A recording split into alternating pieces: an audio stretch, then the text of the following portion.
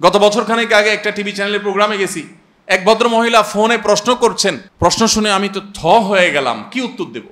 হাজারো প্রশ্ন এরকম আসে। কালকে আমার কাছে এমন একটা প্রশ্ন আসছে মোবাইলে, আমি এখানে মুখে উচ্চারণ করতে পারবো না। আমাকে এক ভাই বিরাট বড় একটা লেখা পাঠালেন, বলেন যে ভাই আপনি কোথায় আছেন, আপনারা কোথায় আছেন? এখন হারাম রিলেশনের যেই স্তর, এটা পার হয়ে আমাদের তরুণরা এখন, স্কুলের ছেলেফেলেরা এখন রীতিমতো পতিতালয়ে যাওয়া আসা করে।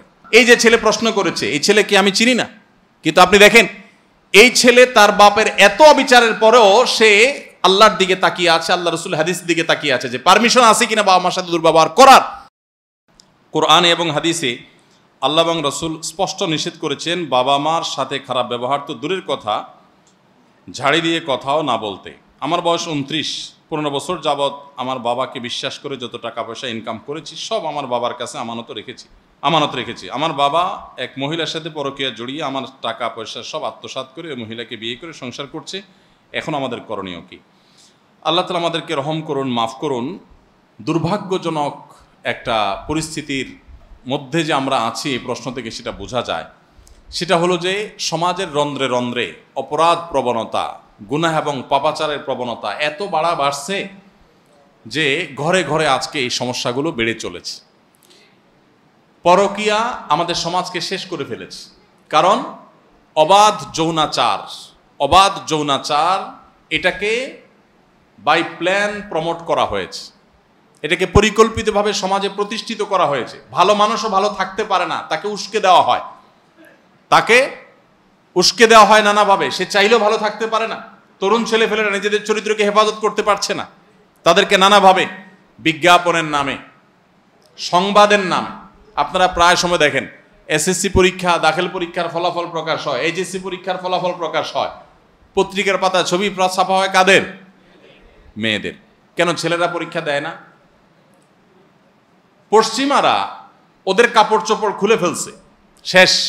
ওদের ফ্যামিলি ব্যবস্থাপনা ভেঙে পড়েছে, মুখ থুবড়ে পড়েছে, পরিবার ব্যবস্থাপনা জিরো।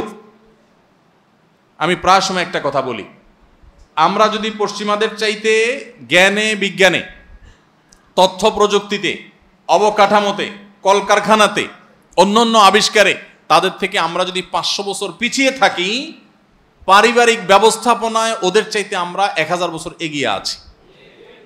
আমাদের এই অঞ্চলের মুসলমান তো মুসলমান, হিন্দুরাও, খ্রিস্টানরাও, বৌদ্ধরাও পারিবারিক যে বন্ধনটা আমাদের এখানে আছে, পশ্চিমারা এগুলো স্বপ্নেও কল্পনা করতে পারবে না। আমাদের এখানে এই যে দেখেন, ছেলে বাপ তার সমস্ত সম্পদ আত্মসাৎ করার পরও পরকীয়া লিপ্ত হয়ে সেখানে ছেলের কামাই রোজগার সবগুলোকে বরবাদ করার পরও এই ছেলের মধ্যে আল্লাহর ভয় আছে দেখে সে বাবার সাথে কেমন আচরণ করবে এটা নিয়ে সে দ্বিধাগ্রস্ত হয়ে পড়েছে। এবং আল্লাহর ভয়ে সে প্রশ্নের উত্তর জানতে চাচ্ছে যে সে বাবার সাথে বেয়াদবি করবে নাকি বাবার প্রতি শ্রদ্ধা দেখিয়ে সবর করবে, সেই প্রশ্নের উত্তর জানতে চাচ্ছে। পশ্চিমা পৃথিবীর একজন যুবক মুসলমান ছাড়া স্বপ্নে কোনোদিন কল্পনা করবে না যে বাবাকে কিভাবে শ্রদ্ধা করতে হয়। ইউরোপ আমেরিকানরা আমাদের চাইতে অনেক দিক থেকে এগিয়ে থাকতে পারে, কিন্তু জন্মদাতা বাবাকে কিভাবে শ্রদ্ধা করতে হয়, ভালোবাসতে হয়, মাকে কিভাবে ভালোবাসতে হয়, এগুলো ওরা কোনোদিন কল্পনাও করতে পারবে না। গত বছরখানেক আগে একটা টিভি চ্যানেলের প্রোগ্রামে গেছি, এক ভদ্র মহিলা ফোনে প্রশ্ন করছেন। প্রশ্ন শুনে আমি তো হয়ে গেলাম, কি উত্তর দেব। উনি প্রশ্ন করে বলছেন, ভাই আমার স্বামী আমার প্রতি অবিচার করে, নানাভাবে টর্চার করে, মার ধর গালি গালাজ নানাভাবে টর্চার করে, এবং আমার সাথে থাকতে চায় না। আমি চাই স্বামীর খেদমত করতে, কিন্তু উনি আলাদা থাকতে চায়। ছেলে মেয়ে বড় হয়ে গেছে, সংসার বড় হয়ে গেছে, একই ফ্যামিলিতে ছেলেও তার প্রতি টর্চার করে। তো ভদ্রমহিলার প্রশ্ন হলো যে এই যে আমি স্বামীর সাথে একসাথে থাকতে চাই, তার সেবা করতে চাই, কিন্তু তিনি আমাকে সুযোগ দেন না, উল্টো আমাকে প্রহার করেন, গালিগালাজ করেন, নানা রকম অপরাধে লিপ্ত, অনেকে মাদকাসক্ত থাকে। এই যে আমি স্বামীর খেদমত থেকে মাহরুম থাকছি, আমি আল্লাহর কাছে কিয়ামতের দিন স্বামীর খেদমত করার যে আমার দায়িত্ব আছে, এটা অনাদায়ের কারণে আমি পাকড়াও হব কিনা। স্বামী তার প্রতি করতেছে জুলুম, আর সে চিন্তা করতেছে যে আমি স্বামীর খেদমত না করার কারণে আমি গুনাহগার হয়ে যাচ্ছে কিনা।